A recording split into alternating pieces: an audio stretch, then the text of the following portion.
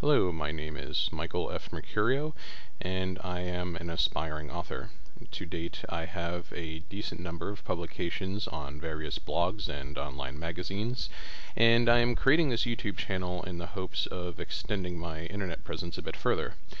My writings are typically fictional short stories with an emphasis on what is called magical realism, and the story that I'll be reading to you today is just that.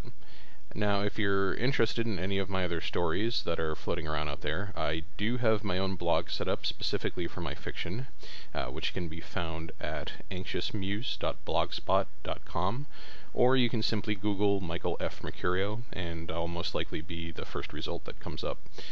The music that is playing in the background of these readings was actually written and performed by me, and as such, both the music and the stories are protected under copyright. However, if you would like to use any part of my material, you're certainly welcome to do so, as long as I'm publicly credited for it. And thank you very much for taking the time to listen, and I hope you enjoy. The Last Song by Michael F. Mercurio. When I was but a child, I experienced a dream that was so profoundly disturbing that I clearly remember it as the first dream I ever had. It affected me so greatly that I cried for days after waking from it.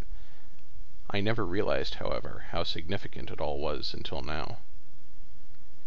In my dream, I was standing in the middle of a crowded black city street.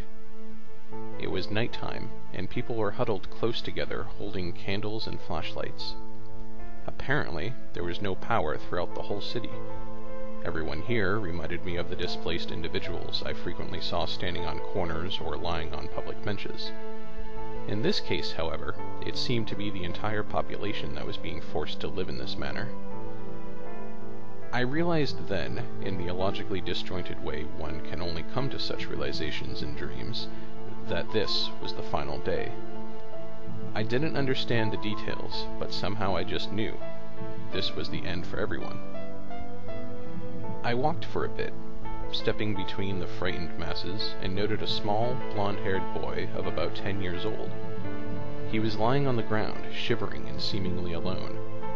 I wanted to help him in some way, but for some reason I lacked the ability to interact with anything around me, such is the way of some dreams. Almost as if acting on my own intentions, however, a disheveled older gentleman in his late 40s suddenly appeared with a blanket in his hand and wrapped the boy up in it, cradling him. The man began to softly hum a hauntingly familiar tune to him, but gave it up part way through, quietly sobbing in despair. It was then that I realized, once again, in the way one only can in dreams, that the man was the boy's adopted father. The child had been deaf throughout his entire 10 years of life, but the man hummed this tune to him every day that he had been with him, despite his affliction. Knowing full well that his charge could never hear him speaking, he would nevertheless frequently tell him of how the song would keep the monsters away.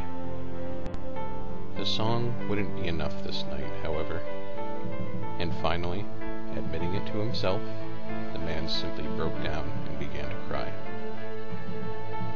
A few moments later, though, the boy stopped shivering. Turning his head toward the starless sky, he closed his eyes and began to hum. It was the very same song that his father always sang to his damaged ears. Astonished, the man could do nothing but hold his son, and finally join him in humming the tune. As the duo carried their melancholic harmony, others nearby holding candles looked at them. None had heard this melody before, but nevertheless the impoverished onlookers began to, one by one, add their voice to the pair. I could only look on in awe as a crescendo of the forlorn symphony filled the air around me. The entire city was now humming this enchantment. As I was slowly waking, I began to float upward.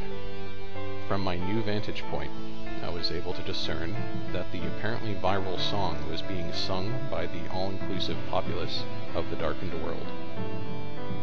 As everything finally went black, only the song remained, and then there was nothing, and I awoke. Many years have passed since I first beheld that dream, and to this day the vivid imagery of it all still haunts me. My anxiety of it seems to rise with each day as I see the events of the world unfold around me.